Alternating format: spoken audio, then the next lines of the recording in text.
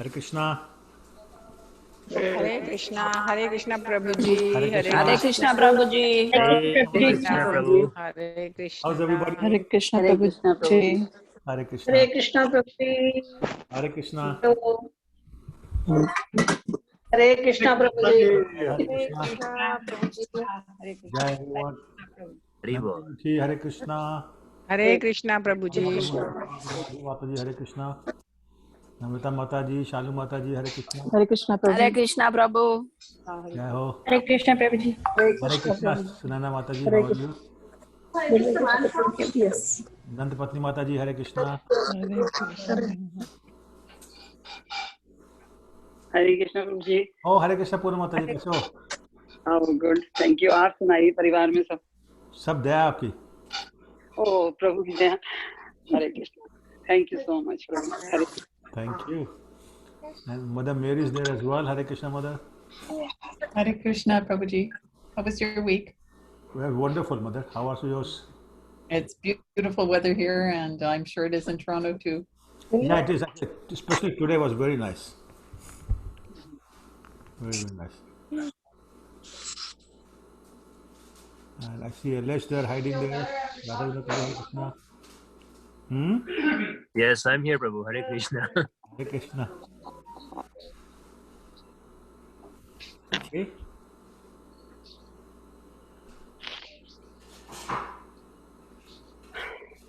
Hare Krishna, Prabhu. Hare Krishna.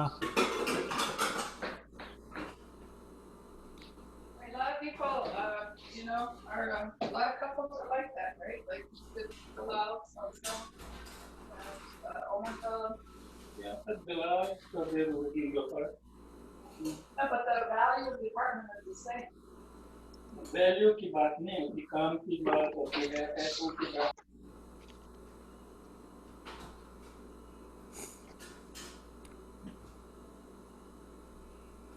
Okay, so we can get started. Who would like to do the Pranami mantra today? प्रभु जी, कहना है? Of course you can, Mataji. Let me just put it Hari on. बोल। Just put it on.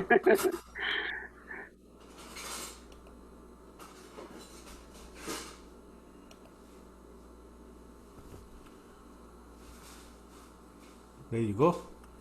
Yes. जय Shri sorry नमयो Vishnu पदाय Krishna पृष्ठाय भूतले श्रीमते भक्ति वेदांत स्वामी इति नामिने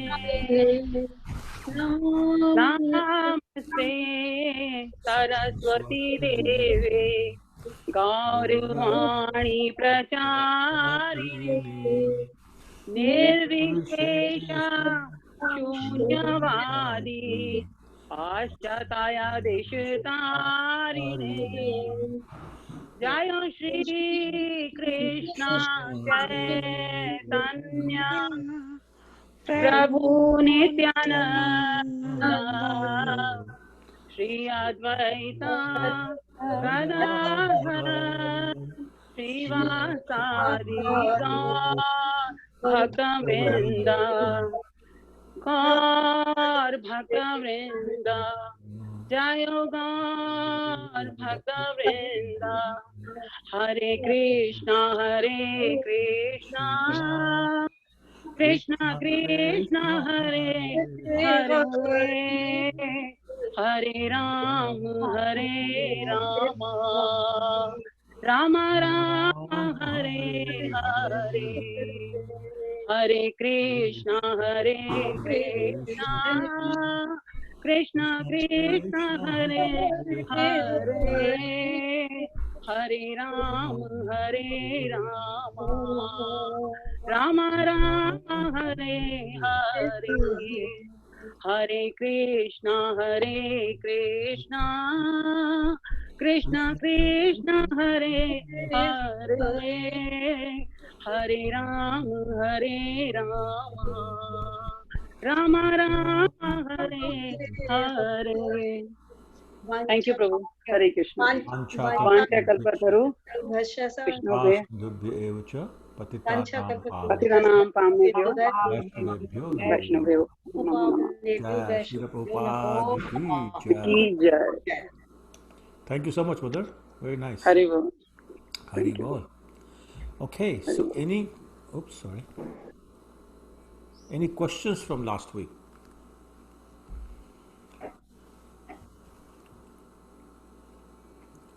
Prabhuji, I have a question. हाँ माता जी बोलिए. प्रभुजी जो ये अपने like Prahlad Maharaj, Bali Maharaj, they are all Nitya Jivas, or they are like I mean that soul gets changed, or is the same soul? No, so they are different souls, and they are not Nitya Siddha, if that's what you mean. Yeah, sorry, Nitya Siddha. They are not Nitya Siddha. I mean every yug they get, whenever the pastime happens, is different soul or is same one? Hard to say, Mata. It doesn't say in the scriptures whether it's the same person or a different person, a different soul, I mean. So I don't really know the answer. Is there anybody on the Zoom call who knows the answer? Because I don't. I have a feeling it's different, but I don't know for sure. Oh, okay, no problem. I mean, I was thinking like Prahlad Maharaj, like Hanumanji is there, so he changes the form, and whenever Krishna comes in, like Ramji and Chaitanya Mahaprabhu, and then as Krishna, Hanumanji also, comes in different, as an expansion, we say, right? As an expansion. So I was just thinking Prahlad Maharaj and Bali Maharaj also comes as expansion, or that's okay. Prabhu, I have, in Maharashtra, and it is also mentioned by many. Prahlad Maharaj was in Sati Yuga. Treta Yuga, he comes as Angad. This is what is mentioned. Dwapar Yuga as Uddhava, and Kali Yuga as Tukaram Maharaj. Yeah, but maybe I misunderstood the question. I thought her question was in different yugas, when it comes as Prahlad Maharaj, is it the same soul or different soul?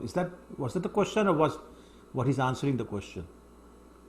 Yes, actually the question was like Prabhu, like in different yugas, the Leela goes on, right? Narsimha Leela goes on, or the Vaman Leela goes on in different places. So I was just asking, is it the same soul or the expansion of the same soul, or it is different? That's what I thought you were asking. So Radha Prabhu, that's a different question.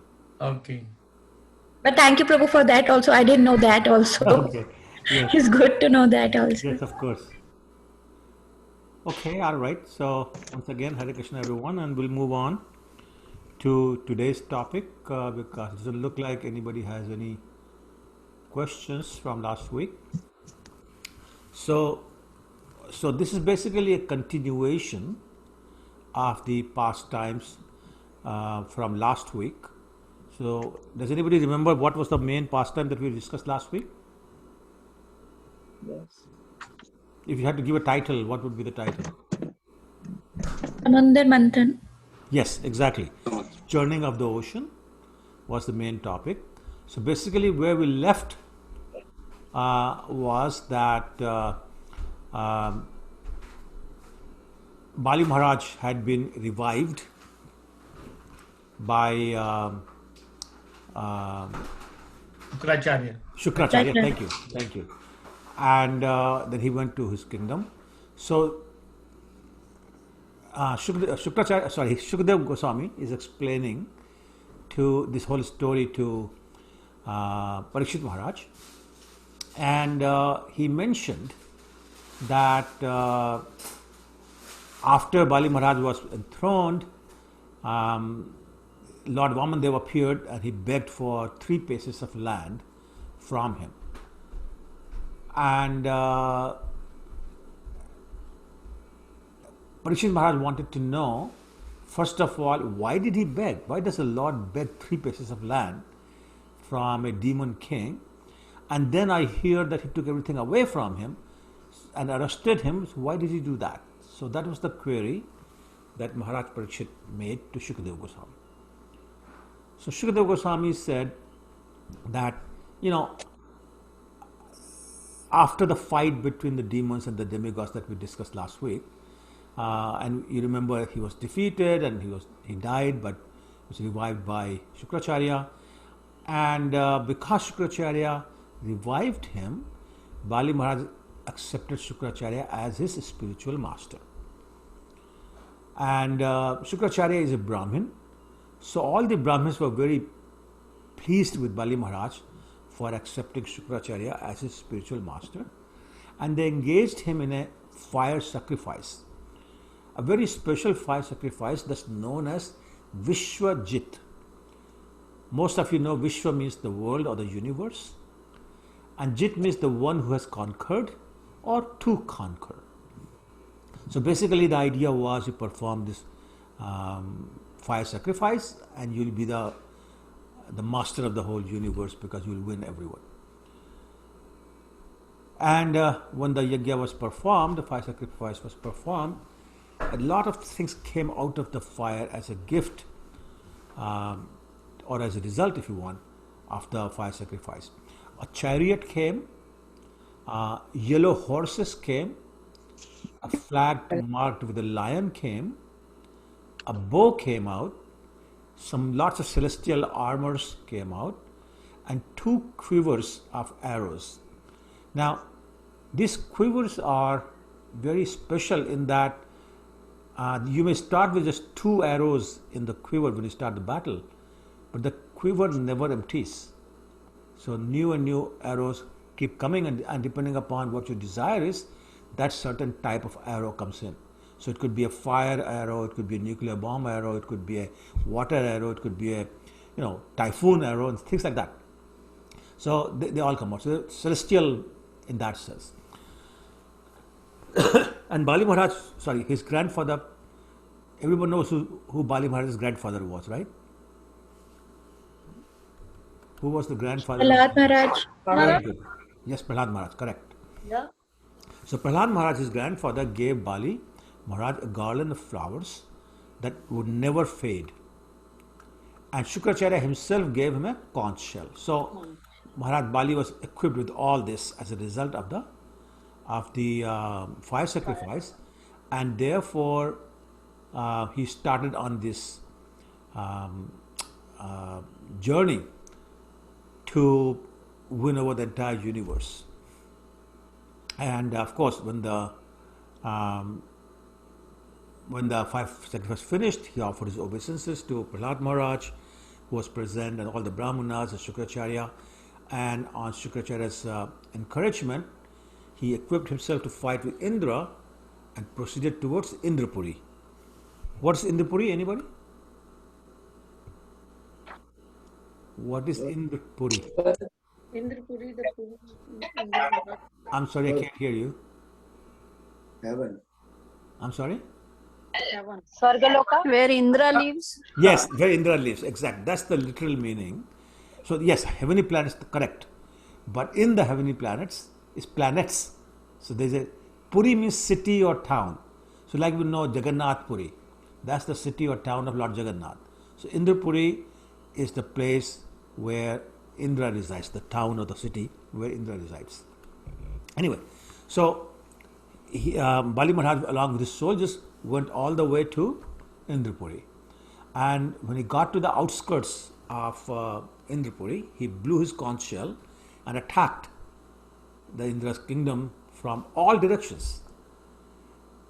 Well, Indra, woke up, I guess, when he heard the conch shell, and he saw the army that Bali Maharaj had brought in, and he was aware of the prowess of Bali Maharaj as a result of this fire sacrifice. So he went running to his spiritual master. Who is the spiritual master for Indra? Brahaspati. Brahaspati. Yes, Prabhu, exactly. Brahaspati, and he told Brahaspati about how strong Bali has become and what a big army he has brought. And he said, "So, my dear master, what should I do? What is my duty?" Brahaspati gave a very interesting answer. He said, "You demigods, you can't win against Bali. He has been endowed with extraordinary power by the Brahmanas. And I want to pause for a second and talk about the power or powers of the Brahmins and the powers that they can bless upon other people. It's called Brahma Tej, which basically means again the power of a Brahmin. Essentially, you can become invincible by being blessed by this Brahmins. And it reminds me of the teasing that Madhumangal was giving to Lord Krishna after he picked up the Govardhan mountain on his left hand's little finger, and he was saying to Krishna, "Hey Krishna, don't get so puffed up. Don't think you picked it up. It was my Brahma Tej, the power of the Brahmanas, that lifted it up, and you were just an instrument." So calling the Supreme Personality of God is just an instrument. Only Brahmins can do that. Of course, pure Brahmins. So Brihaspati is saying he's got the blessings of these Brahmins. So you cannot win. So he said, it's better you don't fight. Just leave the heavenly planets for Bali Maharaj and become invisible and go wherever you want. So the demigods followed his orders and they became invisible, and gave the entire kingdom of Indra to Bali Maharaj. Now, obviously, the Brahmins continued to be very affectionate towards Bali Maharaj, so they engaged him in performing 100 Ashwamedha Yajnas. Now, one of the purposes of 100 Ashwamedha Yajnas is that anyone who performs that becomes eligible to hold Indra's post. So right now Bali Maharaj is occupying that post illegally. But after performing the 100 of these fire sacrifices, he becomes a legitimate owner of the throne of Indra. So that was the purpose of doing this. And of course, while these fire sacrifices were going on, Bali Maharaj was enjoying all the opulence of heavenly planets. Well, Indra and other demigods have a mother. What's her name? Aditi. Aditi, very good. So Aditi also was not able to see the demigods because they had become all invisible. And certainly they were not in the heavenly kingdom. So she started to feel separation from them. And she was very sad, very, very aggrieved, very sad, crying all the time. And in the meantime, Kashyap Muni, her husband, was engaged in his meditation. So after many years, when he emerged from his meditation and returned to his ashram, he noticed that something is not right. There's no festivals going on, are being observed. There are no festivities. People are not looking very happy. My wife especially looks very morose. And everywhere he went in the ashram, there were signs of lamentation. So he's saying, he's scratching his head and basically saying, what's going on? So he went to his wife and he said, hey, is everything okay? Is everything okay in the ashram? Why do you look so morose? He asked if anything inauspicious had happened. And then he started giving some examples. I think they're very interesting examples. He said, did you fail to properly receive an uninvited guest? And he said, a home from which guests go away without having been received even with an offering of little bit of water. That home is like a hole in the field, which is the home of jackals. So he asked if she had done that. And then he said, if she had not offered oblations in the fire of different sacrifices after he left home. And then he said, are your children okay? Is everybody okay? Like, what's going on? So finally Aditi spoke and she informed Kashyap Muni about that everything was fine in the ashram.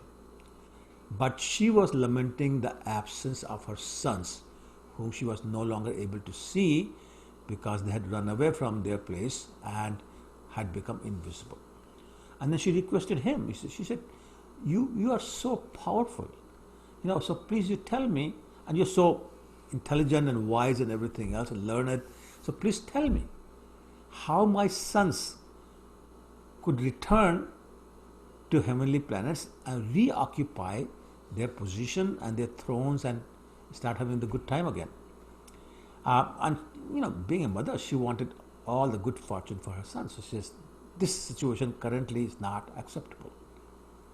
And she was so speaking in such a pitiable manner and crying and voice choked and body shaking from lamentation and sadness and all that, that Kashyap Muni was completely moved by her request. And he said, don't worry. And he instructed her in the philosophy of what self-realization and about, the Sankhya philosophy, which is, what is the difference between matter and spirit. And then having done that, how to be unaffected by material loss. Sukha dukkhe samay kritva labha labho jaya jayo, as Krishna explains to Arjun. He explained basically the same concept to his wife Aditi. But then he noticed that she still was not looking satisfied. Despite having received very attentively all these instructions that he had given her, then he said, okay, fine. Then he said, okay, you worship the Supreme Personality of Godhead, Lord Vasudeva. And then just like Mother Suniti had assured her son Dhruva, he assured her that only Lord Vasudeva can fulfill one's desires. When Aditi said, okay, fine, great, I want to worship Lord Vasudeva. Tell me how I should do that, please. And she was very eager to start worshipping. So then Kashyap Muni said, there is a process of worship known as Payovrata. Does anybody know what the meaning of the word Paya is? Pure Good guess though. milk. Milk, yes, Paya. Sushma Mataji, Yes. exactly. Pure. Milk. Paya means milk. So Payavrata means a fast that we keep where we only drink milk. And this fast is done for 12 days. So you start on the first day of the moon and you end on the Dwadashi, which is the 12th day of the moon. While subsisting only on milk and worshipping the Supreme Personality of Godhead with all devotion and all prayers for these 12 days. And then on the 13th day, one should bathe Lord Vishnu with 5 substances, which is the standard substances: milk, sugar, yogurt, ghee and honey. Honey. Yes, honey. And worship with great attention and chant what is known as Purush Sukta mantra. For those of you who may not know, Purush Sukta mantra is a mantra from actually first found in the Rig Vedas, and then we find some references and some portions of it in Shrutashuta Upanishad and how do you say Tatriya Upanishad also. And I think, if I'm not mistaken, there are 18 main mantras and the 6 secondary mantras, total of 24. Anyway, so he gave her all that. Excuse me. And he said, chat. And he said, after that, satisfy your spiritual master and the Brahmins with the gifts and distribute prasadam to everyone who's in the neighborhood. And he said, don't underestimate the power of this mantra, this process rather, because I got it from Lord Brahma. Okay, I'm going to pause for a second and see if there are any questions. Questions, comments? Okay. Go ahead. Sonam, go ahead. Just wanted to reconfirm, Prabhuji, whatever results one would get after the Payovrata or any yagya in that yuga, we get that with chanting, right? In this yuga. Yes. So remember that very famous verse. How does it go? Krito dhayate Vishnu tretayam yagyamakhay dwapare paricharyayam kalo tad hari kirtanat. So whatever results you got from meditating upon Lord Vishnu in Satyug, whatever results you got from fire sacrifices in Treta Yuga, whatever results you got in the Dwapar Yuga from deity worship, all that is available in the age of Kali simply from chanting the holy name of the Lord. Hare Krishna, Krishna Krishna, Hare Hare, Hare Hare Ram, Hare Ram, Ram Ram Ram, Ram, Hare Hare. Hare Hare. Now you just got the results of all your desires. Okay, so having received that assurance, she performed that Payavrat ceremony for 12 continuous days, and the Lord was very pleased, and he actually appeared in front of her in his 400 form. As soon as Aditi saw the Supreme Personality of Godhead present in front of her, she immediately got up with great ecstatic love for the Lord and fell to the ground, offering her respectful obeisances. Her throat was choked and she offered obeisances again and again and again. She was feeling so ecstatic inside. Her entire body was trembling with devotion. And what's the first thing you want to do when you see the Lord? You want to offer prayers. But I'll tell you one thing, it's not easy. It's not easy to know what prayers to say, how to pray, what to do when the Lord is in front of you. It's like, imagine, in a very, very insignificant way, imagine if you come out of the door of your house and in front of you Mr. Narendra Modi is standing. Like, you wouldn't know what to say, what to do, right? I think someone like me will start stuttering, Mr. Prime Minister, we wouldn't know. So imagine this being Lord Krishna. She was totally nervous, didn't know what to do.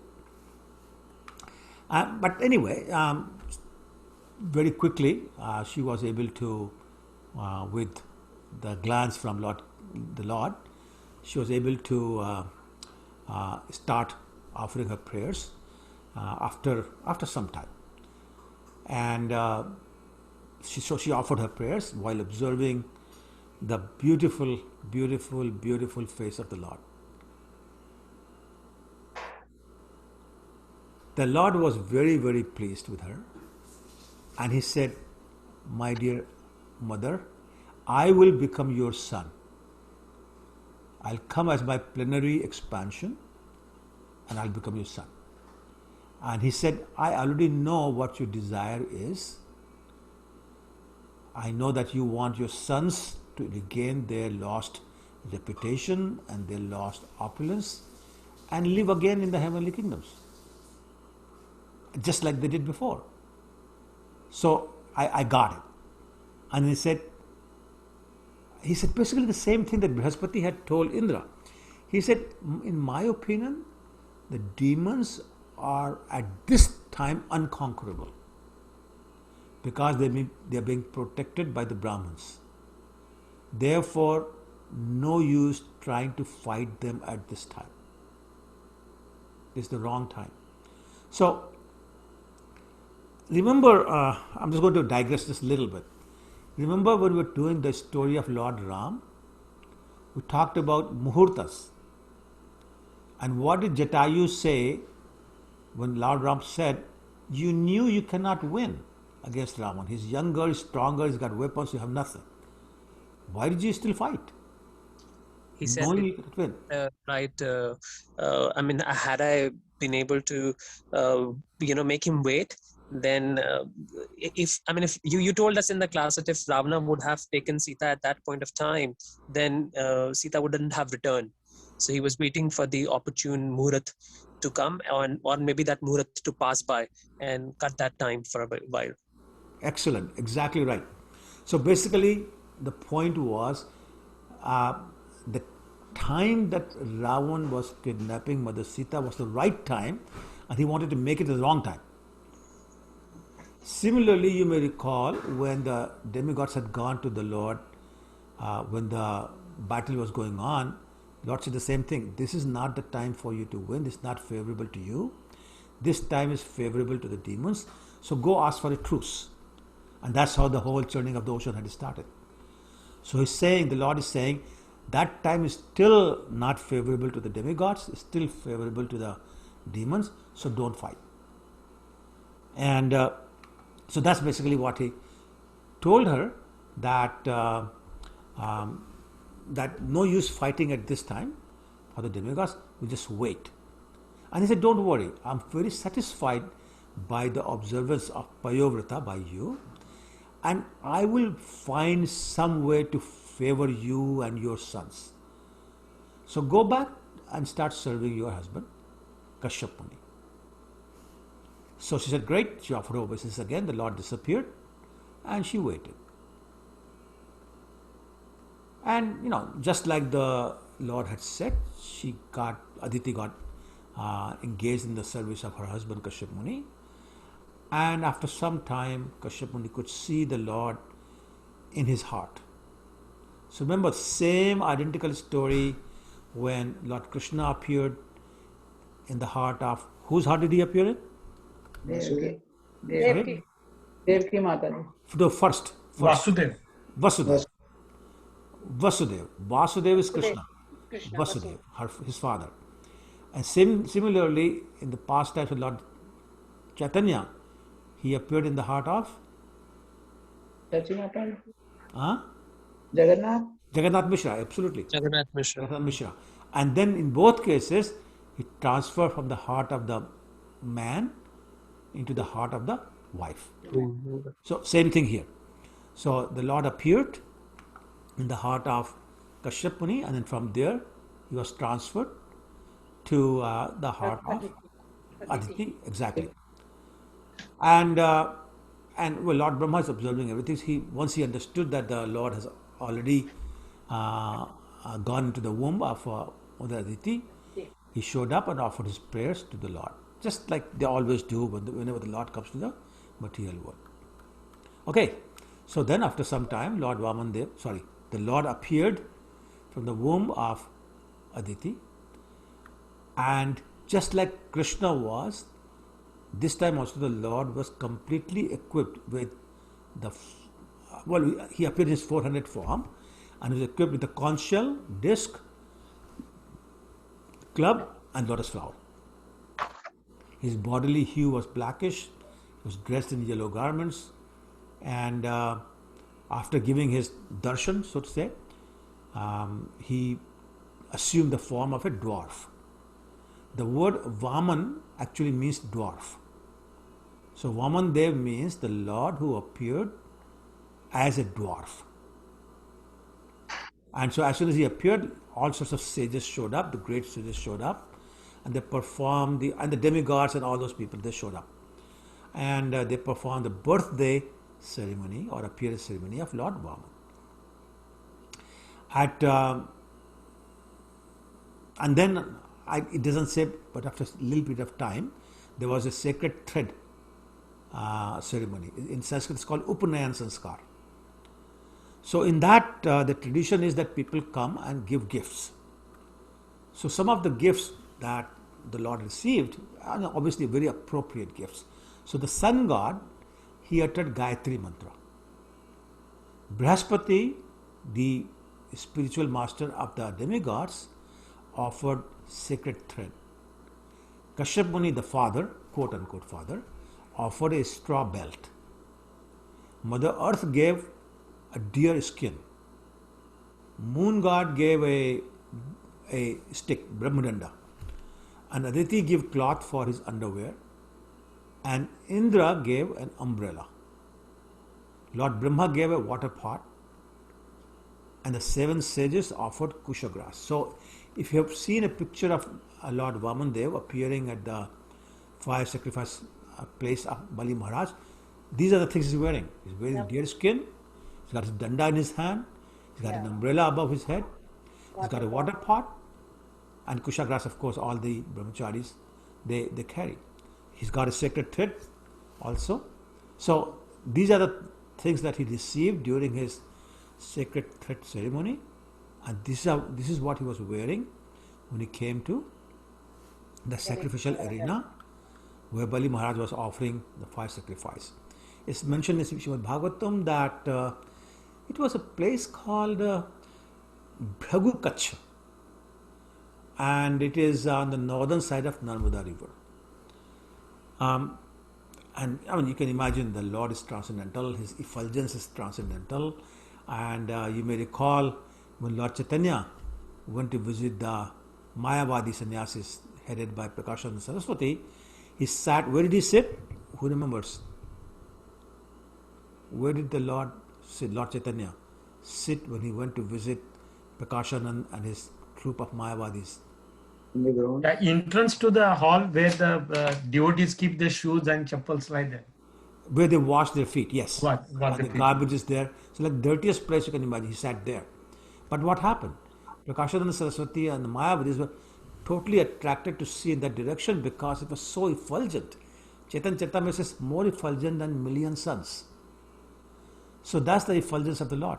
So same effulgence was being manifested by Lord Vamandev. So you can imagine, somebody's walking with so much effulgence. Anybody and everybody who's there, they become, totally diminished in front of these the prowess of the Lord. So they all saw it and they all stood up out of respect, and they started to offer their prayers to the personality who was coming, which of course was Lord Vamandev. And Bali Maharaj, got up and received the Lord, washed his lotus feet, sprinkled the water that he'd used to wash the lotus feet of the Lord on his head and on the heads of his family members, and then he inquired Lord Vamandev's welfare, if everything was okay, great, and then after making him happy, he folded his hands and said, "My Lord, please feel free to ask me for anything. If you want money, you want jewelry, anything you want, you desire, please ask, I shall give." Now something also very interesting happened. His daughter was there at that time, and she saw the little boy, Lord in the form of a dwarf, come in, and she was totally mesmerized by his beauty. She was 13 or 14 years old, and she said, "If I ever have a son, I want him as my son." That was her heart's desire. So anyway, Bali Maharaj, as I said, received the Lord and asked him to ask for whatever he wants, thinking that, this boy is son of a Brahman, is a brahmachari, and therefore I'm happy to give him anything he wants. I mean, after all, I'm the Lord of the universe, I can give anything. Well, first thing the Lord did, again, the etiquette, he first praised Bali Maharaj, his ancestors. So who was the father of Bali Maharaj? Vimochan. Sorry, who? Vimochan. Virochan. Virochan. Vinochan. Yeah. Vilochan. Who was Virochan's father? Prahlad Maharaj. Right, so his grandfather. Right? Who was Prahlad Maharaj's father? Hiranyakashipu. Hiranyakashipu. And who was his uncle? Hiranyaksha. Very good. So these are all, this is the dynasty that Prahlad Maharaj is coming, Bali Maharaj is coming from. So Lord Vamandev praised the entire dynasty and praised the family in which Bali Maharaj was born. And then he said, "My dear Bali Maharaj, if you really want to give me something, I want 3 paces of land, 3 steps. And that's it, that's all." So Bali Maharaj first couldn't believe his ears.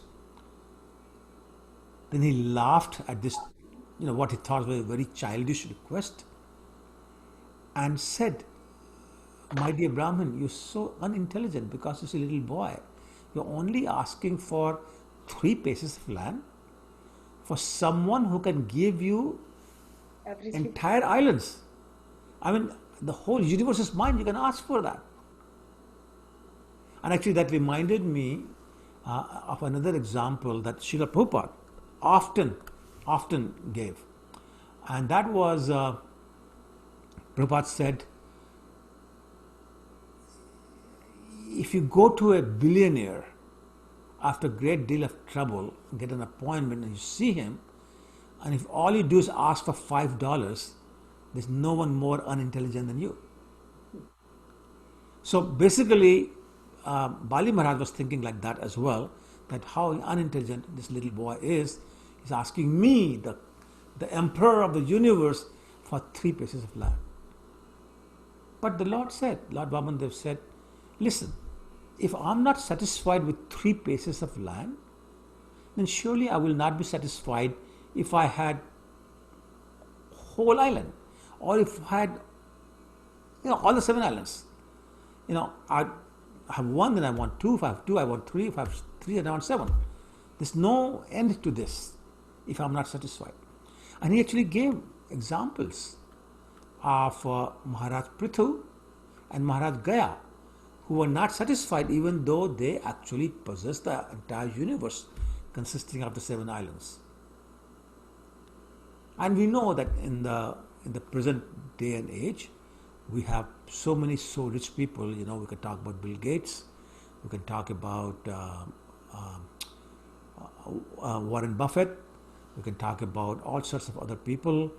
And when you look at some of the salaries of some of the CEOs, like literally dozens of millions of dollars, and if you include their stock options, in the hundreds of millions of dollars every year, but they're not satisfied. So basically, Lord Vamandev is saying the same thing, that there's no end to what you could want or desire. And he said, one should be satisfied with whatever he achieves by destiny. Because if you're not content, you'll never be happy. Discontentment can never bring happiness to a person's life. And also, a person who is not self-controlled, in other words, he has unlimited material desires, that person will not be happy even if he or she possessed all the 3 worlds, the lower planetary systems, the middle planetary systems, and the upper planetary systems. They will still not be satisfied. And then he said, the spiritual potency of a dissatisfied Brahmin, like he's talking about himself, if I'm not satisfied, spiritual potency of dissatisfied Brahmin decreases just like a fire diminishes in potency when water is sprinkled on it. I think you can all relate to that. If you pour water on a fire, it goes down. And so similarly, spiritual potency of a Brahmin goes down if he is not satisfied. Therefore, Lord Vamandev said, I will be totally satisfied with just 3 pieces of land. Well, the Lord spoke in such a way and spoke such solid philosophy that Bali Maharaj actually had to agree. He said, fine, I will give you 3 pieces of land in charity. Now there was a person sitting there, his spiritual master Shukracharya, was basically the demon, the spiritual master of the demons, but very wise, very intelligent, very learned. He could understand that this Vamandev is no ordinary brahmachari, he is Lord Vishnu himself. And who is Lord Vishnu? He is the friend of the demigods. So he very quickly forbade Bali Maharaj to give this land. He said, no, thou shalt not do that. And Shukracharya advised Bali Maharaj to withdraw his promise. Otherwise, he said, Lord will occupy all the 3 worlds. So the earth, the atmosphere, the directions, and the upper worlds, everything he'll take away. There will be no place left for 3rd step. So just 2 steps will be enough to cover everything you have, Bali Maharaj. Where will you give him place for third step? And he said, when you are not able to fulfill your promise of 3 steps, you will become a candidate to rot in hell for a very long time. Is that what you want? And then he said, listen, in the scriptures it is said that there are certain times when there's no fault in backing away from your words. He said, when you're subduing others, when you're joking, when you're responding to a situation in danger, when you're acting for the welfare of other people, and he gave a few more examples. He said, in that case, if you refuse to fulfill your promise, there is no fault. So don't worry, you will not be blamed, because this is a dangerous situation. You're about to lose everything. And he said, by that philosophy, you're safe to say no. And so Shukracharya tried very hard to dissuade Bali Maharaj from giving the 3 pieces of land to Vamandev. Okay, I'm going to pause one more time. See if there are questions or comments. Oh, I have a question. Yeah, go ahead, bro. You mentioned that the Brahmanas had given benedictions to Bali Maharaj. So now, normally, Brahmanas are always, afraid and running away from the demons. So in this case, why would they, shower blessings on demons like Bali Maharaj and other demons of his clan? Yeah. So at that time, Shukracharya was the head of the Brahmin groups, and when he became the spiritual master of Bali Maharaj, at that time he all the other Brahmins who were following him, they also came along, and Bali Maharaj was very generous. So he was giving all sorts of gifts to these Brahmins, so they became very happy, and they said, hey, you're a good man, and gave all sorts of blessings. Okay, so clearly these Brahmins were not pure devotees of the Lord. They were not even devotees of the Lord, but they were learned in the scriptures, and they were performing so many austerities, they had the powers. Prabhuji, I have a question. Haji? Prabhu, when Shukracharya was so intelligent, so like a lot of knowledge in the Vedic philosophy and learned Brahman, and even the head of the Brahman, as you said, then why he always used to tell wrong to the he was to Hiranyakashipu, Hiranyaksh, and even to the Bali Maharaj. He knew that they cannot conquer Vishnu, right? Or No, you're right. So I'm trying to remember the story, but there was a fight between Shukracharya and some very famous Brahmana. I don't recall the story. As a result, he became against the other so-called regular Brahmins and Vaishnavas and all that, and he started to favor. Does anybody on the Zoom land remember that story? I can't recall right now, but there is a story about that. okay, thank you very much. Sure. Anybody else? Okay, all right. So, Bali Maharaj very attentively listened to his spiritual master, and he actually, became very, what you call, contemplative. Became silent, started thinking about this, deliberating upon, what his spiritual master had said, and then he replied to his spiritual master. He said, "My dear Guru Maharaj, the principle of religion that does not hinder one's economic development, sense gratification, and means of livelihood should be maintained. And I am the grandson of Prahlad Maharaj. How can I act like a cheater and withdraw my promise?" And he said, to lie or to fail to honor a promise given to a brahmachari is never proper, no matter what the circumstances. Because lying is the most sinful activity. You know, in the age of Kali, people lie left and right, which is very ironic in one sense. If you recall the story of Parikshit Maharaj, seeing the bull who was Dharma, how many legs was he standing on? Does anybody remember the story? Yeah, Radhavinath Prabhu. One. And that one leg represented the truth. So basically, mercy had disappeared, austerity had disappeared, and cleanliness had disappeared by the time Kali Yuga came. And only the truth remained. And the irony is that in the age of Kali, lying has become the biggest virtue. Like everybody, especially politicians and all that, lying constantly. Business people, all sorts of people lying constantly just to make some money or keep some power.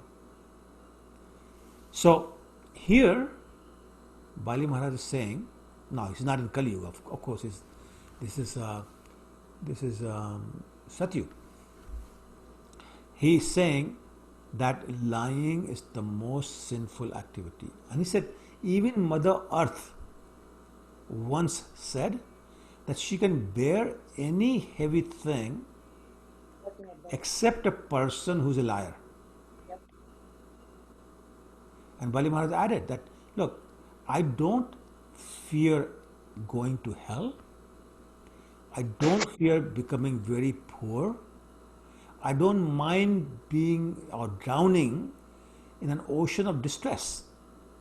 I don't even fear the death itself as much as I fear cheating a Brahmin. And he said, what is the value of having a kingdom, spreading a kingdom or an empire, if there's no benefit for the public living in that kingdom? And then he gave wonderful examples of people like the Dadichi. What did the Dadichi give? Anybody remember? I'm sorry? Sorry, say again? Bones, yes. His own bones, all of his bones. Right? Yeah. He gave that. And then he gave the example of Shibi, King Shibi. What did King Shibi give?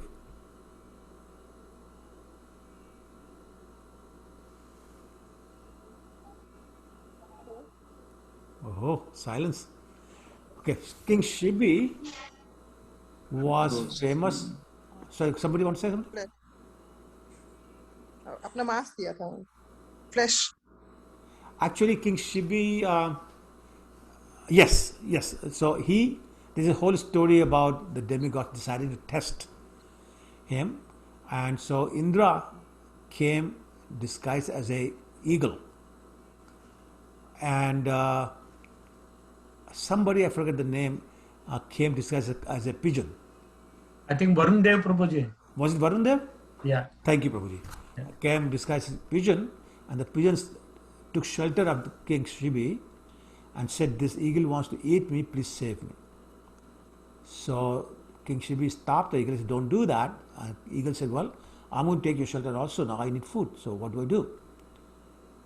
So he said, I'll give you my own flesh. So King Shibi gave his own flesh to save the life of a pigeon. So here Bali Maharaj is giving him as an example. And he said there have been many other great personalities who have sacrificed their lives for the benefit of other people. He said, one who's glorious in his activities is always living and never dies. And therefore, fame should be the aim of life. By fame, he meant reputation, not the puffed up kind. By reputation should be the aim of life. Even if, he said, and even if one becomes poverty stricken for the sake of a good reputation, there is no loss. So you're better off becoming very poor than lose your reputation.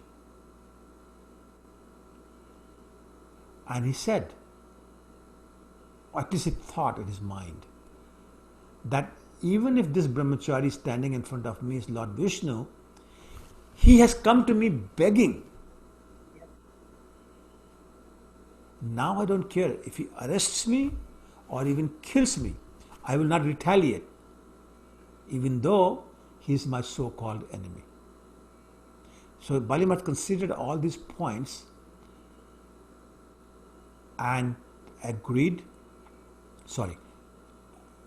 decided not to agree with the advice, or not to accept the advice of his spiritual master, and decided to give the charity that the Lord had asked for. Now you can imagine how offended the spiritual master would be if a disciple tells him right to his face, I'm not obeying your instruction. And of course, the Lord also inspired Shukracharya. So Shukracharya cursed him. May you lose all your material opulence. And Bali Maharaj was thinking, oh, what a great blessing. So Bali Maharaj did not deviate from his promise. Despite this curse, he said, I don't care about this curse. And as per the custom of that time, he first offered water to Lord Vamandev, and then offered him the gift of the land, the 3 paces that he had promised. At that time, Bali Maharaj's wife, Vindhyavali, brought a large golden pot which was full of holy water, with which Bali Maharaj and she worshipped the Lord by washing his lotus feet and sprinkling it on their heads and then the heads of the other family members. Now Ratnavali, that I mentioned, the daughter of Bali Maharaj, who had expressed the desire to have the Lord as a son if she ever had a son, was very angry to see her father being cheated like this. But she didn't say anything at this time. But I just want to point out. And as soon as Bali Maharaj formally gave the charity of 3 paces of land, Lord Vamandev, what did he do? He became the size of a mosquito? What did he do? No, he became big. He Huge. extended himself immediately into a universal body. Yeah. And Bali Maharaj could see the universal form of the Lord. As he could see everything, including himself, in the body of the Lord. And then he saw the Lord as the Supreme Lord Vishnu, wearing a helmet, yellow garments, Shiva Surekha, Kaustubh jewel, flower garland, all the ornaments decorating his entire body. He saw all that. And the Lord gradually covered the entire surface of the world by one step and extended his body, or by extending his body, he covered all the whole sky. And with his hands, he covered all the directions. That's one step. And then the second footstep, he covered the entire upper planetary system. As a result, there was no vacant place where he could take the third step. Interesting scenario. I got my 2, where's my third? When he took the second step, his foot went past the topmost planet. What's the topmost planet in the material universe? The sky. Sorry? Is it sun, Prabhu? No, mother. Huh? No, Vaikuntha is not material universe. Brahmaloka, Prabhu. Brahmaloka, yes, absolutely. Thank you. Brahmaloka. Venkat Prabhu, thank you. Yeah, so Brahmaloka is the topmost planet in the material universe. So he got past that. And as it was passing through it, the effulgence of the Brahmaloka, which is great, became totally diminished because of the effulgence of the lotus feet of the Lord. But sure enough, Lord Brahma was there, many great sages were there. They took the opportunity to offer their prayers and their worship to the Lord. And it's described in Srimad Bhagavatam that they washed the Lord's feet and worshipped him with all sorts of paraphernalia. And guess who was there? A very famous bear. Can you guess the name of the bear who was there? There's only one famous bear, by the way, in our scriptures. Jambavan. Jatayu? Jamban. Jambavan. So he was there at that time. And so he not only offered his prayers, but he actually circumambulated the Lord as he was still in the process of going beyond the universe. And he reminds Hanumanji and others of him having done that when he was trying to tell him how old he is. But that was in Treta Yuga when Lord Ram appeared. Anyway, so he did that. Now, it is written in this chapter in Srimad Bhagavatam that Lord Brahma used the water from his water pot to wash the Lord's feet, which is kind of interesting because we read earlier, or discussed earlier, I should say, that when the Lord's toe penetrated the boundary of the material universe, what happened? Ganges came. The Ganges is coming. Well, so water from the causal ocean leaked into the material universe. It was collected in the water pot of Lord Brahma. And later on, the whole story about the appearance of Mother Ganges with the efforts of King Bhagirath, she came to the Earth planet. But that's how Mother Ganges came to the material world. This is the water of causal ocean. So here we are seeing that Lord Brahma washed the feet of Lord Vamandev, and we also read that it was the water from the causal ocean, and we also know that Lord Narayan appears as Ganges water. So they were like basically appears like this combination of three things: the water from the causal ocean, the water that was in the pot of Lord Brahma, and Lord Narayan who also appears as Ganges water. So Vishwanath Thakur explains that so the water in the water pot that washed the lotus feet of the Lord was a combination of these three things. So I just want to make that point. Okay. So now the Lord has taken everything that Bali Maharaj ever possessed. So when the demons saw that, they became very angry and they took out their weapons and ran to attack the Lord. Bali Maharaj said, don't do that. This is not proper. Do not do that. But they didn't listen. They took their weapons and they started to attack Lord Vishnu. But of course, Lord Vishnu's associates were there and they killed everybody. And whoever was left, they were ordered by Bali Maharaj to enter the lower planets of the universe, to get out of there. And then Garuda was there. He understood the mind of the Lord and he immediately took the ropes of Varun and arrested Bali Maharaj by wrapping him with this rope. So basically, Bali Maharaj was now reduced to a very helpless position, completely tied up with this rope. And then Lord Vishnu said, so Bali Maharaj, where is the third step of land that you promised me? And, very interesting.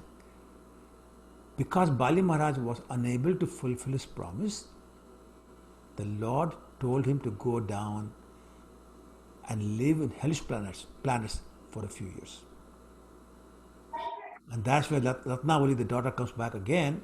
When she saw her father being treated like this, she had another thought in her mind. Yeah. What was the thought? Anybody? If my son might get the poison. Yeah, if I have a son like that, I'll kill him. Yeah. So the Lord said, Tathastu. You want me as your son and you want to kill me? Tathastu. So be it.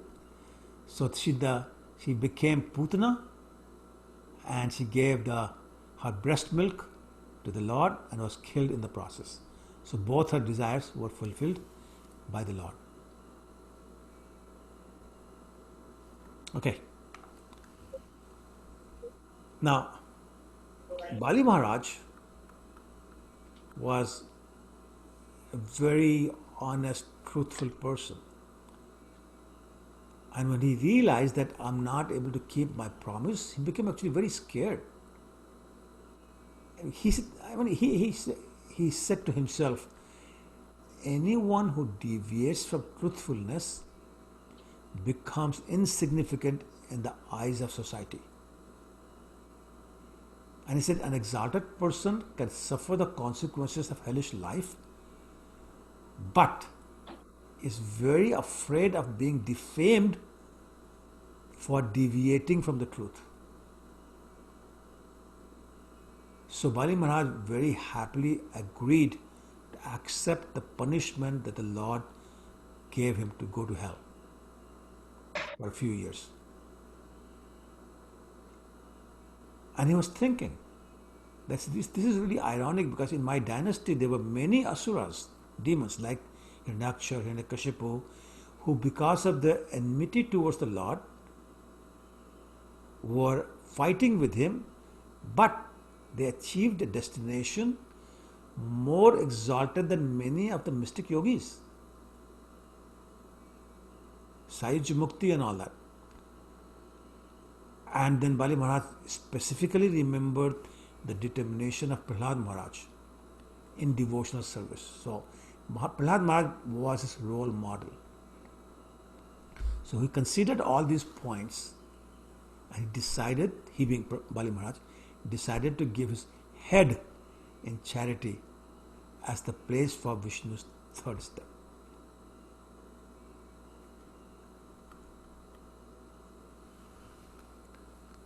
After he had done that, he was still standing there in front of the Lord, that Prahlad Maharaj came and offered his prayers and said to the Lord, he very much appreciates how you delivered my grandson by taking his positions, but like you do always, you have done it in a very tricky way. And he smiled, the Lord smiled, and then Lord Brahma came, and they all offered, like Lord Brahma and Prahlad Maharaj offered their prayers along with Bali's wife Vindhyavali, and the prayers described how the supremacy of the Lord, and prayed to the Lord, this person Bali Maharaj has given everything he has to you, so now please accept our prayers to release him if you so wish. The Lord had spoke very nicely, and he said, a non-devotee's positions of wealth and power is very dangerous if he becomes proud of his positions. But if he remains prideless, then the same wealth becomes a benediction from the Lord. And we know examples. So can you give me 2 examples of the devotees whom the Lord benedicted more wealth than we can imagine, more power than we can imagine? Basically the kingdom of the entire universe. Name 2 devotees like that. Dhruv Maharaj. Dhruv Maharaj. Dhruva Maharaj and the other one? Prahlad Maharaj. Yes, absolutely right. So the Lord is kind of reminding them of that.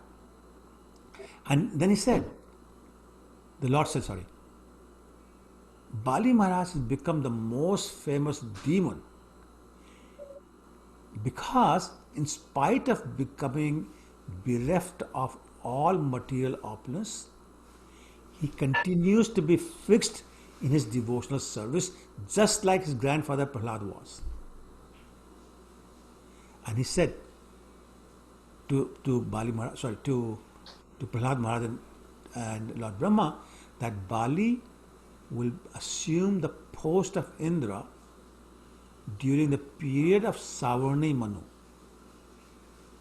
Now, Savarni Manu, anybody knows who When Savarni becomes Manu, he's the next Manu, by the way. So what is current Manvantar known as? What is the name of the Manu currently? Vaivasvat, yes, correct. So this is known as Vaivasvat Manvantar. So next Manu would be Savarni, as the Manvantar would be known as Savarni Manvantar. Okay? So basically, Lord is saying, the next Manvantar, Bali Maharaj will get the post of Indra, which this whole fight is about. But until then, he is going to live on planet Sutal, which was made by Vishwakarma, the architect of the demigods, upon my order, upon Lord's order. And it is especially protected by the Lord. It is especially protected by me. And he told Bali Maharaj, I'm very pleased with you. Now go and live on Sutal planet peacefully. And he offered his disc to protect Bali Maharaj and promised to remain with him as doorkeeper. Doorkeeper. Very good. And there is a story of a very famous person coming to see Bali Maharaj in a very inimical mood. Anybody remembers the name? Who came? Some Rishi Prabhu. He had an eye under his feet. Not Ravana. Ravana. Yes. Ravana. Not Ravana. Ravan. Ravan came and Lord was there at the door and he kicked Ravan. Kicked him very hard. And Ravan went tumbling 6,400 miles in the space. Very good. So that was the level of commitment to Bali Maharaj. Now, the Lord also came in another form to visit Bali Maharaj for a very specific purpose. So pop quiz. Anybody knows? Servant. I'm sorry?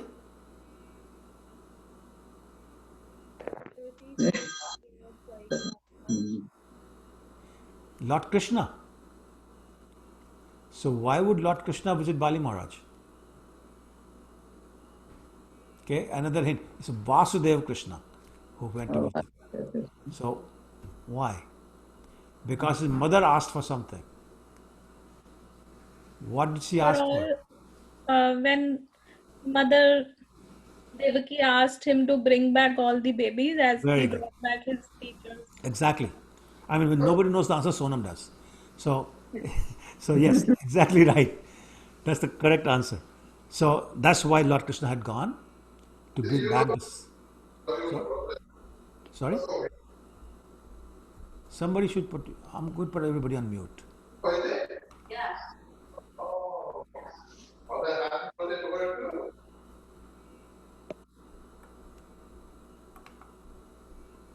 Okay, that should be better. All right. So anyway, I digress a little bit just to keep the levity a little bit there. Anyway, so Bali Maharaj went to Sutal planet. The Sudarshan disc was there and the Lord was there as the doorkeeper.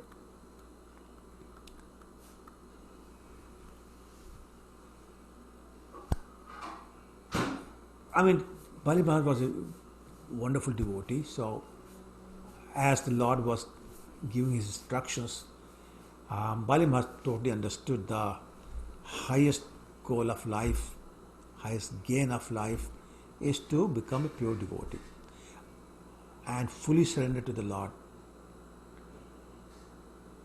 So with that mood, his heart full of ecstasy coming from the devotion that he felt in his heart, his eyes full of tears, he offered his obeisances to the Lord, and with his associates he entered the planet known as Sutal. And basically that's the end of the story, and this is how the Supreme Personality of God had satisfied his mother Aditi's desires and reinstalled Indra to his post. Prahlad Maharaj was still standing there, and he described the transcendental pastimes of the Lord in this material world and praised the Lord for creating the material world and for being equal to everyone, and for being extremely liberal to the devotees. Just like Desire Tree, he was liberal to the devotees. He was basically chanting verse 29 from 9th chapter of Bhagavad Gita, Samoham Sarva Bhuteshu, Name Desho Asti Na Priya, Ye Bhajit Mam Bhaktya Maite Tesh Chapyaham. Basically, he was saying the same thing. Lord is equal, but a little more equal to his devotees. And this way, he described the unlimited, causeless mercy of the Lord. And with folded hands, he offered his obeisances. And after circumambulating the Lord, he also went to the Sutal planet to live with his grandson, Bali Maharaj. And now the Lord turned to Shukracharya. And he said, my dear Shukracharya, why didn't you describe Bali Maharaj's faults and discrepancies that were there in executing the fire sacrifice? And Shukracharya now, he forgot all about fruitive activities and he started chanting the holy names of the Lord. And he explained how chanting can diminish all the faults of a conditioned soul. And then he completed the sacrificial ceremony that had been interrupted because of this pastime.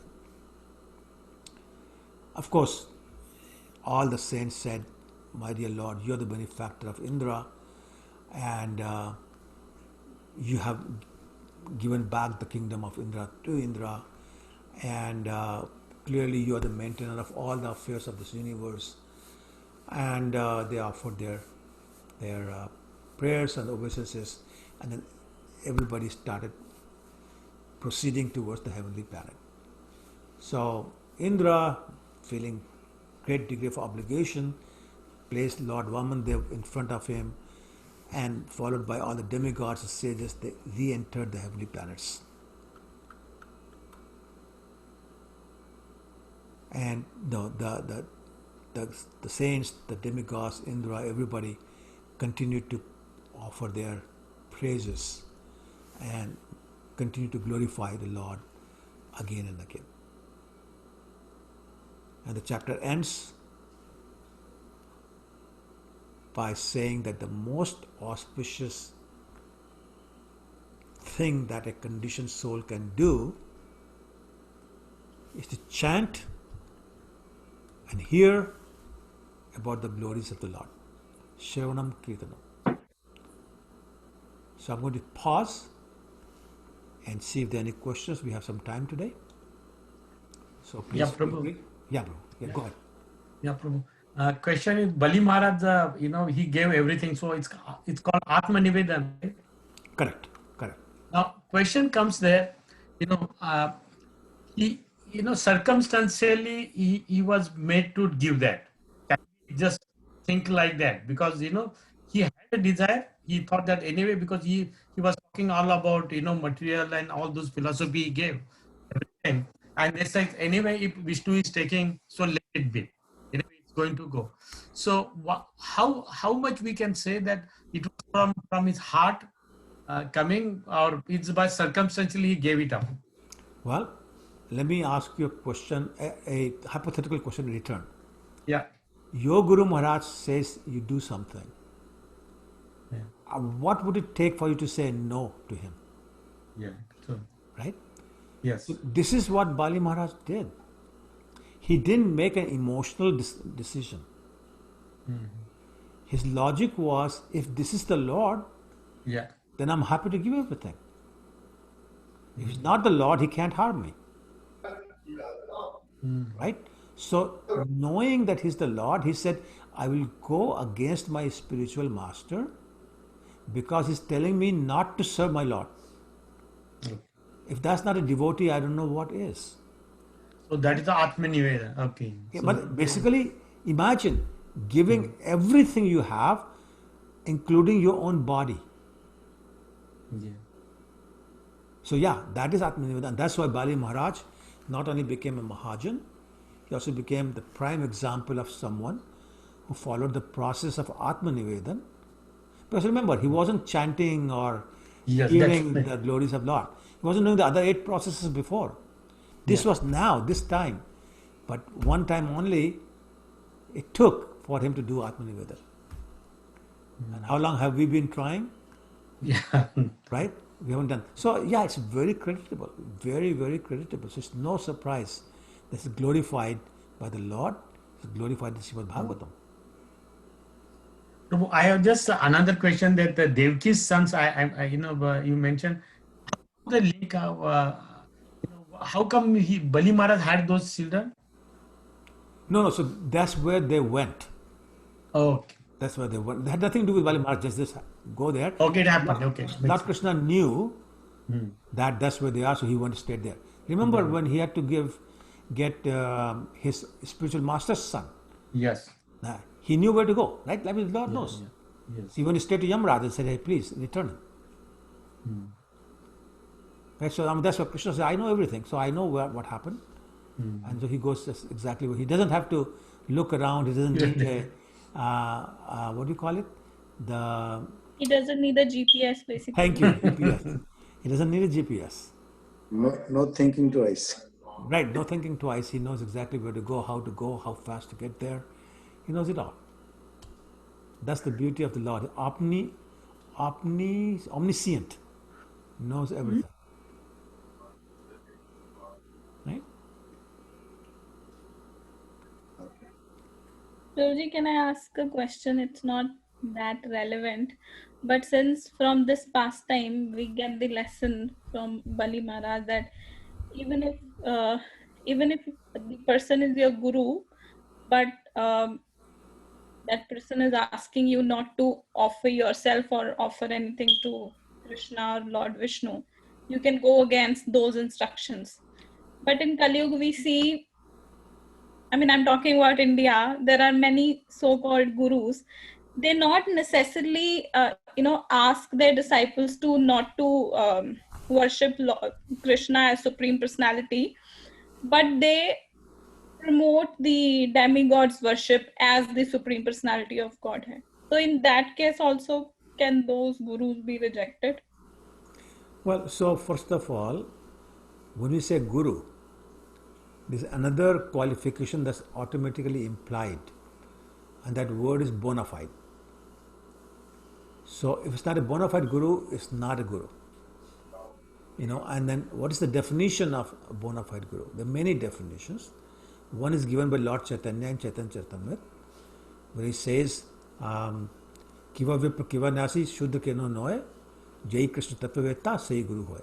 It doesn't matter whether you're Brahmin or Shudra or what, whether you're sannyasi or what, only if you know the truth about Lord Krishna, then you can be a guru. So that's the definition. In Nectar of Instruction, there's a definition given. Vacho Vegam, Manaskrodha Vegam, right? So if you don't have control of your senses, control of your urges, then you cannot be guru. Right? And in Srimad Bhagavatam, it says 11th canto, Shabde Pareja Nisnatam.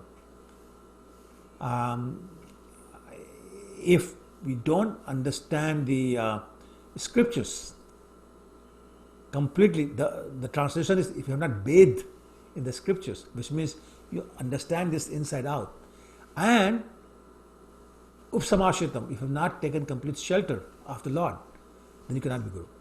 So anybody who does not meet any of this criteria cannot be bona fide guru. So to start with, Shukracharya and the other gurus that you're describing in India, they're not bona fide gurus. So there cannot be any offense in in rejecting them. And as a matter of fact, the process of surrender itself says, Ankula se sankalpa, pratikula se varjanam. Accept what's favorable to your devotional service, reject anything and everything that's not favorable. So a guru like that is not favorable. And therefore, they should be completely rejected, not just an instruction. They should be completely rejected. There's a lot of gurus that Prabhupada used to talk about, the gurus who try to please their disciples because they get money. So obviously they are not bona fide spiritual masters, and they should be rejected. So yeah, not just instruction, but the guru himself, if they're not devotees, if they're not just, I'm not talking about memorizing the scriptures, the verses. I'm talking about actually understanding, and that's why the word having bathed in the scriptures is used. Then they should not be accepted in the first place by a bona fide disciple. Some people accepted spiritual master for status. So we're not talking about that. Some people accept gurus who can get them material benefits. We're not talking about that. We're talking about one who can give us Krishna. So if you can't give me Krishna, you're not my guru. Simple as that. So therefore, there was no fault in rejecting a guru like Shukracharya. He was telling him to not serve Krishna. So actually, there's a very interesting story. It's not in Srimad Bhagavatam, so I didn't say it. But now that you asked the question, it kind of reminded me that it is said that when Shukracharya noticed that despite his forbidding, Bali Maharaj is going to make the promise anyway, and the process of making the promise is to pour water from the kamandalu in your hand and then repeat the promise 3 times with a mantra, and then you sprinkle it. So he said, if I don't let the water come out of the kamandalu, then he won't be able to do it. So he took the form of a mosquito and went and blocked the sprout of the kamandalu. So when Bali Maharaj poured it like this, no water came out. But the Lord knows what's going on. So he took his kusha grass, very appropriate that he was given this, and he took one and poked it in the spout, the mouth of the spout, which poked the eye of Shukracharya, and it came out, rubbing his eyes and bleeding from his eye and crying, and came back to his original form of Shukracharya. So the Lord did that. Anyway, did I answer your question? Yes, Prabhuji, thank you. Thank you. So actually, I'm sorry, somebody has a question? No, so again, maybe if somebody doesn't have another question, why Bali Maharaj was bound by the snake? Still, actually, it's not the snake. It's a rope of Varuna. See, snow couldn't come because Garuda was doing it. So snake won't come near him. That's why during the churning of the ocean, the Lord told Garuda leave before Vasuki can come. So anyway, go ahead. Why he was bound? Because anyway he was willing. Bali Maharaj was given everything. Only he saw his soldiers attack. But Bali Maharaj never instigated, never did anything. He was obliged, but still he was bound, and Prahlad Maharaj was looking at that. Yes. So he did it for us. How? He's saying the message is that until you find yourself in a completely helpless situation, so helpless that when Prahlad Maharaj came, Bali Maharaj was not in a position to fold his hands to offer his obeisances. He just shook his head down. So Krishna is saying, when you are in such a helpless situation that you cannot do anything and you realize, I'm not able to do anything, and then you take my shelter, then that becomes a real shelter. As long as you're proud of or dependent upon your own prowess, on your own wealth or knowledge or looks or your renunciation or whatever, anything, I'm not coming to you. I need full surrender. So he said, okay, now you see the full surrender. He's totally bound. By the way, all of us are bound too, but the ropes of the material nature. So the Lord is basically making that scenario, saying, you guys on this Zoom land understand that until you find yourself in that completely helpless situation, I'm not coming. But if you feel yourself in that situation, feeling akinchana, chant my name with feeling, I'll be there in an instant, just like I was with Draupadi. Not just when she was being stripped, but also when Durvasa Muni showed up and she didn't know how to feed them, he showed up. I said, I'll show up every time. Just put yourself in a helpless situation and cry out my name with feelings. Thank you, Prabhu. Hare Krishna. Somebody else had asked a question there. Prabhuji, thank you. Thank you for adding the last point, because tomorrow is Akshaya Tritiya. So somehow we That is got true. it from your mouth. No, that is very true. And by the way, Akshaya Tritiya is the day when whatever service you do is multiplied millions of times. So try and do extra rounds if you can, or any other extra service you can. That's very, very beneficial for us. So what are some of the, oh, it's 9:30 already. Okay, 2 more minutes. What are any other lessons from the pastime of Bali Maharaj and Lord Vamandev?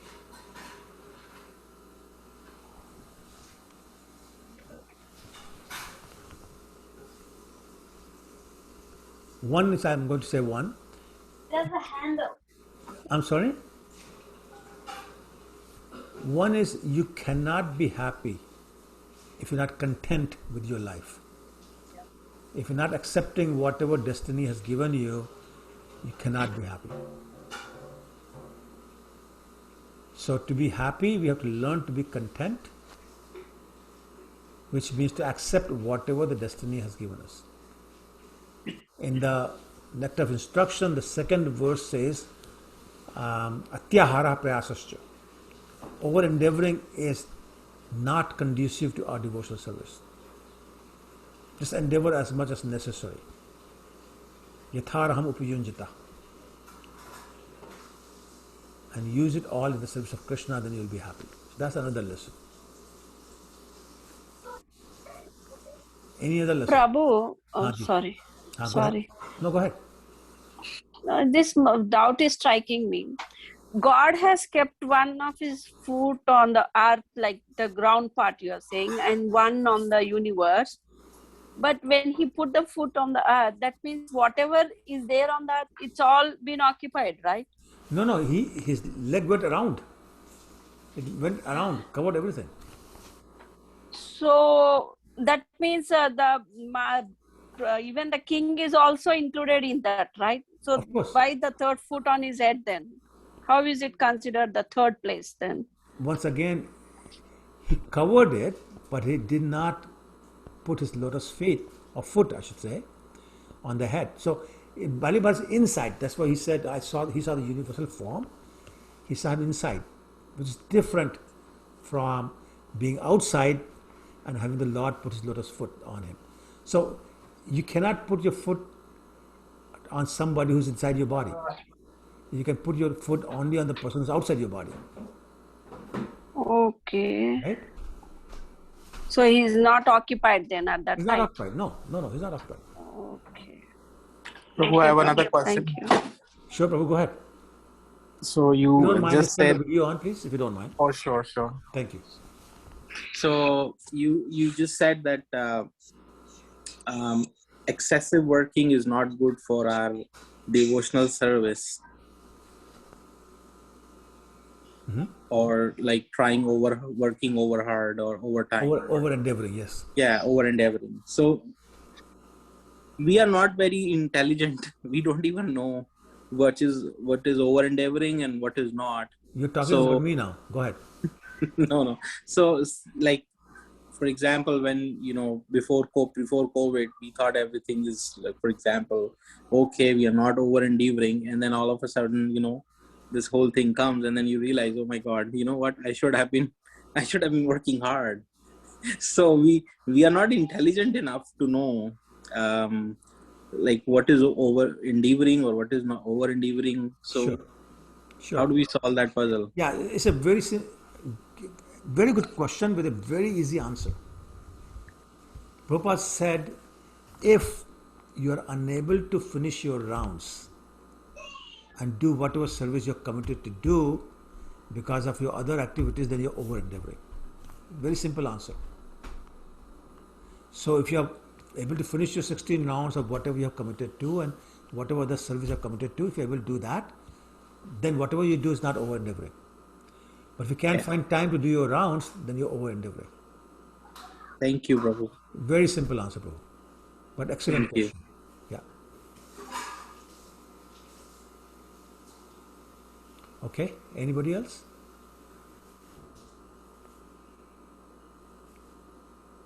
Are there any other lessons? I'm not sure if that's correct or not. I'm just guessing. So, like Mataji asked the question that when Lord had already covered everything on earth, still Bali Maharaj is offering himself. So, I think the lesson for us is even when we know that everything belongs to Krishna, we are supposed to make the offering with the devotion and love, right? So, for example, people who just cook for themselves. So all the food grains, everything that they already belong to Krishna, because I know some people, they just give this logic that why do you have to offer it to him? Anyways, everything belongs to him. So even though it belongs to him, we are supposed to offer him. So that's what Bali Maharaj is doing. Even though he comes under the earth, he belongs to him now, but he's still offering himself. Yeah. So your very good point. But remember, what did the Lord ask for? Did he ask for people? Did he ask for the king? Did he ask for the throne? Land. Land. So he just covered the land. He was not interested in anything else. Right? So now Bali is saying, okay, here I am. Complete surrender. Put your foot, which basically means I'm totally surrendering to you. And that's what the lesson is. We have to totally surrender to the Lord, because just like he did in this past time, he owns everything. Right? And actually, in ISKCON, we don't chant this mantra, but growing up, I was taught a mantra when we offered the bhoga.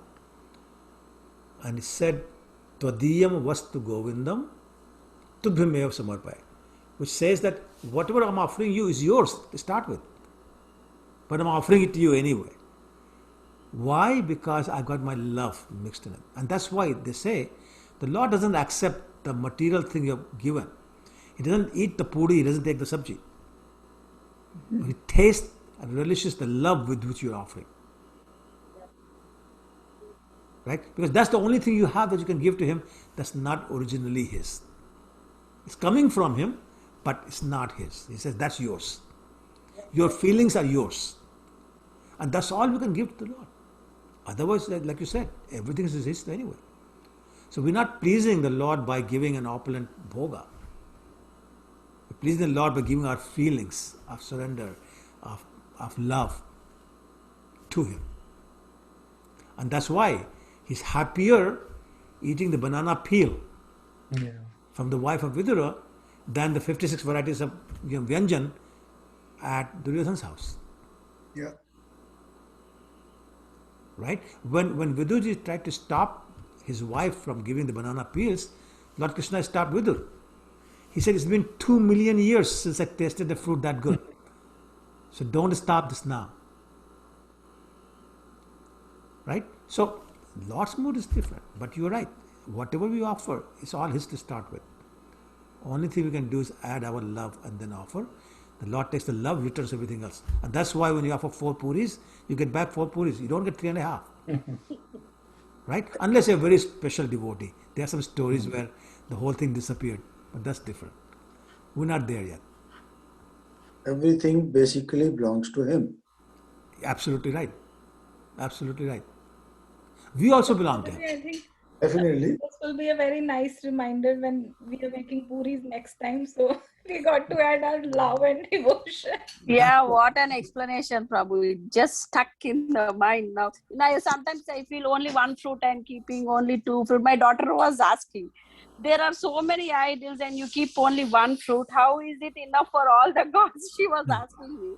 So I think this is the explanation I can give now. Thank you, Prabhu. Sure. He's right. You're welcome. I mean, think about this. Lord doesn't need to eat. He doesn't get hungry. Lord doesn't need to sleep. He doesn't get sleepy. Right? But we do all that for him, right? We put him to sleep at night, or sometimes in the afternoon also. Right? We give him blankets because it's cold outside. Right? We do the fanning of it because it's hot. He doesn't get hot or cold. We're just simply trying to express our love for him by the service we're providing. That's it. So Prabhuji, just one more question. Bali Maharaj, Vaman Dev, incarnation was only for this purpose. Did he do anything else that we had? No. The sole purpose of giving the throne of Indra and the heavenly planets to the demigods, that's it. Yes. So, I mean, a lot of this pastime was single pastime incarnations. Yeah. Same thing, Lord Nrsimhadev, he didn't do anything else. Right? Kurma Avatar, Matsya Avatar, they're all single pastime incarnations.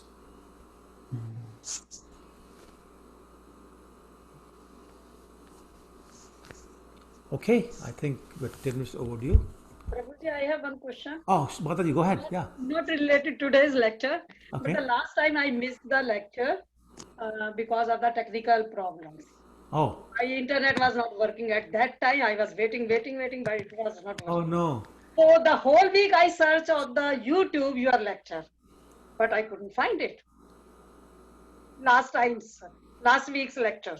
You didn't post it? Could it be because I didn't post it yet?